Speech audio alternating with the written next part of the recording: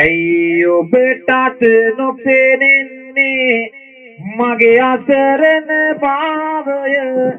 මල පහක් කරලම මගේ මිය ගොස් ඇත ජීවයේ අදටත් ජීවිතයක් ඇත ඒකයි නවතාවය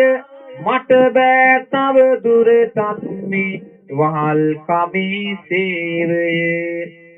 මම අසරණ වෙලා නොමැත ඒ බව මම දන්නෙමි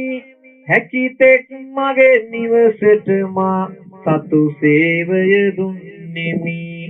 මගේ මව්පියන් ගාවට මම ආපසු යන්නෙමි